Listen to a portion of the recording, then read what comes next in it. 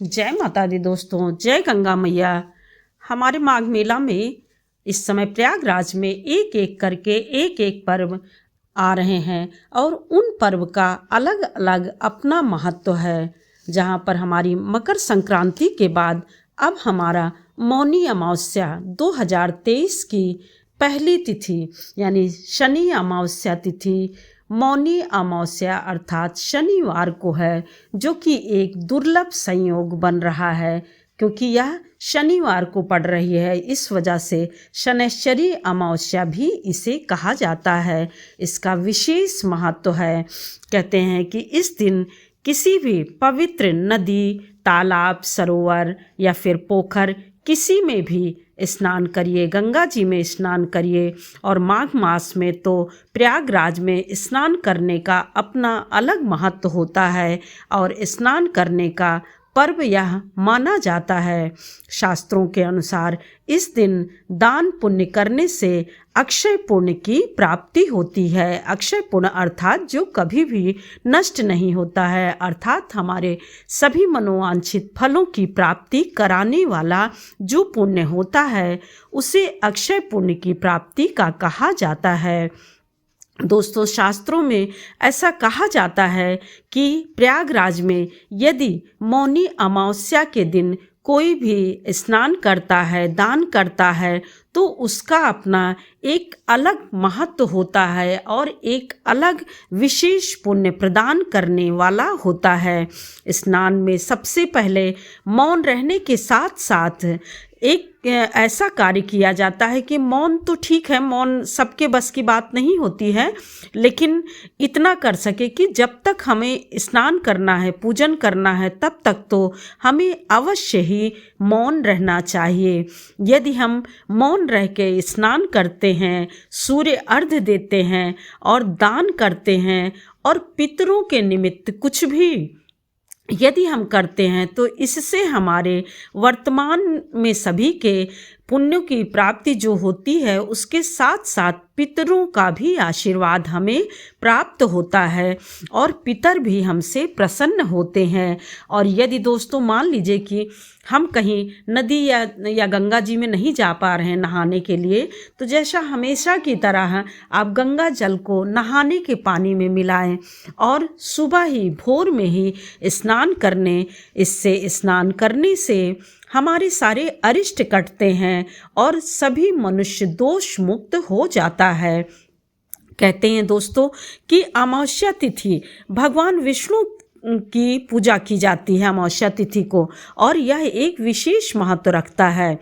सबसे पहले सूर्य भगवान को जल देने का इस माह में बहुत ही महत्व है। काला तिल डाल करके, रोली डाल करके और कुछ मीठा डाल करके सबसे पहले सूर्य भगवान को अर्घ्य दें। इससे हमारे रोज के जो भी अरिष्ट होते हैं वह कटते चले जाते हैं और हमें वह पता भी नहीं चलता है कब हमारे कौन से कार्य अच्छे कार्य में परिवर्तित हो जाते हैं। जो लोग एक माह मान लीजिए प्रयागराज में जो लोग कल्पवास कर रहे हैं उनका तो नियम से चल रहा है सब कुछ, लेकिन जो लोग नहीं रहते हैं, एक माह कल्पवास नहीं करते हैं या फिर नहाने नहीं जा पा रहे हैं, तो वह सिर्फ मौनी अमावस्या के दिन घर में ही यह सब कार्य कर लेते हैं, तो उसका भी पुण्य प्राप्त उन्हें हो सकता है।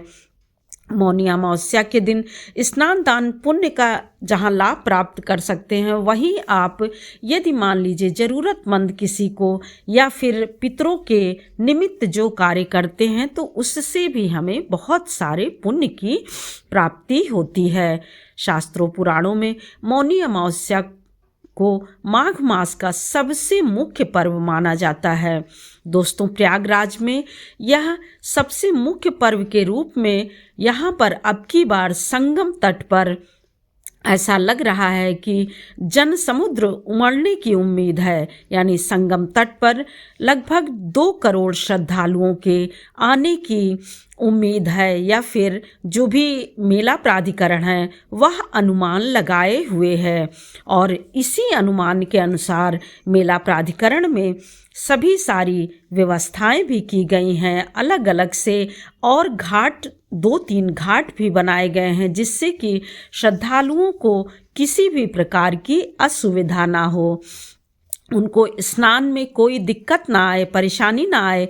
इसलिए अविरल और निर्मल जल के लिए नरौरा बांध से 5700 क्यूसिक पानी भी छोड़ा जा रहा है, जो कि माघ मेला की शुरुआत से निरंतर ही छोड़ा जा रहा है, जिससे कि देखिए श्रद्धालु यहाँ सिर्फ डुबकी ही लगाने तो आते हैं गंगा जी में, तो उनकी जो एक आस्था और विश्वास की जो उनकी नींव है उस पर कोई असर ना पड़े, या फिर श्रद्धा और विश्वास के साथ जैसे ही वह आते हैं इस सर्द हवाओं में तो उनको उस चीज़ का विशेष रूप से संयोग और अद्भुत चीज़ें मिलनी चाहिए। इस प्रकार से दोस्तों आप आपका यहाँ पर जनवरी 2023 को इस साल आपका जो है शनिश्चरी चूँकि होने की वजह से यह 21 तारीख को पड़ रही है। अमावस्या होने से मौन के साथ यदि आप पुण्य अर्जित करना चाहते हैं तो मौन रह कर ही दान दीजिए, मौन रह कर ही पूजन अर्चन करिए। तो यह शुभ मुहूर्त दोस्तों 21 तारीख को यानी 21 जनवरी की सुबह 6:20 से लग जाएगी और 22 जनवरी रविवार को 2:25 पर यह समाप्त होगी। अर्थात हमें 21 जनवरी से लेकर के 22 जनवरी तक बहुत ही अच्छे से हमें बहुत ही शुभ मुहूर्त में मिल रहा है, शुभ संयोग मिल रहा है, तो हम उसका लाभ अवश्य उठाएं और अवश्य पूजन अर्चन करें। अब दोस्तों इस दिन यानी 21 जनवरी को सूर्योदय का जो टाइम है शुभ मुहूर्त, चूँकि शुभ मुहूर्त में करने से उसका कई गुना लाभ बढ़ जाता है। थोड़ा सा ध्यान देने पर हम उस समय का पूर्ण रूप से लाभ उठा सकते हैं या फिर पुण्य प्राप्त कर सकते हैं। तो देखिए सूर्योदय 7:10 पे हो रहा है और सूर्यास्त आपका 6:08 पर हो रहा है। और दोस्तों जैसे सदैव की तरह अभिजीत मुहूर्त 12:15 से लेकर के 12:60 तक है, अर्थात 1 बजे तक है। अमृतकाल आपका 12:55 से 2:10 तक है। इन सब के साथ दोस्तों राहु काल का विशेष ध्यान रखना चाहिए। राहु काल में हमें कोई पूजा नहीं संपन्न करनी चाहिए, क्योंकि राहु काल में शुभ कार्य वर्जित होते हैं और किसी भी चीज़ का विशेष ध्यान ना रख पाए, लेकिन राहु काल का अवश्य ध्यान रखना चाहिए। तो राहु काल इस दिन 9 बजे से लेकर कर आपका 10:25 तक लग रहा है। तो कोशिश करिए कि 9 बजे से पहले ही अपनी पूजा पूरी कर लीजिए। अपनी पूजा घर पे भी करते हैं तो भी पूरी कर लीजिए, और बाहर यदि गंगा जी में जाते हैं, भोर में नहीं जा सकते हैं, जिसको कोई दिक्कत है परेशानी है, तो आप 10:30 बजे के बाद जाइए। अपने घर में सारे कार्य सब करके समाप्त करके 10:30 बजे के बाद जाइए। पूरा दिन बहुत ही अच्छा शुभ संयोग है। शनिश्चरी होने की वजह से पीपल के वृक्ष की पूजा करिए, शनि देव की पूजा करिए और दीपक जलाइए। शनि देव को दीपक जलाइए, पितरों के निमित्त भी दीपक जलाइए। पितरों के निमित्त दीपक जलाने से पितर हमारे ऊपर प्रसन्न होते हैं, तो हमें जीवन में सफलता ही सफलता मिलती चली जाती है।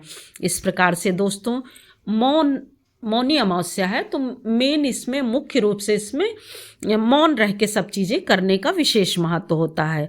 पर सभी यह नहीं कर सकते हैं, तो आप थोड़ी देर यानी जितनी देर स्नान करिए, जितनी देर पूजन करिए, उतनी देर मौन रहिए। और उसके बाद उस दिन थोड़ा कम बोलिए, और बोलने के साथ आप मन ही मन यदि भगवान का कोई जाप करते रहते हैं, स्मरण करते रहते हैं, तो वह तो अति उत्तम होगा और बहुत ही श्रेष्ठ शुभ फलदायी माना जाता है। शास्त्रों में कहा गया है कि मानसिक पूजा से बढ़कर मानसिक पूजा सबसे श्रेष्ठ मानी गई है। बस ऐसा है कि जो लोग पूरे टाइम ना कर पाएं वह सिर्फ पूजा के समय ऐसी चीज़ें कर ले, और कोशिश करिए कि इस दिन ज़रूरतमंद की ज़रूर सहायता करिए। और आप किसी को भी वाणी के द्वारा कोई भी ऐसा कष्ट ना दे जो कि उसको कष्ट देने वाला बने। आप शांत रहिए, मौन रहिए। मौन की शक्ति बहुत ही अधिक पुण्यदायी और फल देने वाली होती है। इस प्रकार से दोस्तों, जय माता दी। फिर एक और नई जानकारी के साथ मिलते हैं। तब तक के लिए शुभ दिन। जय प्रयागराज।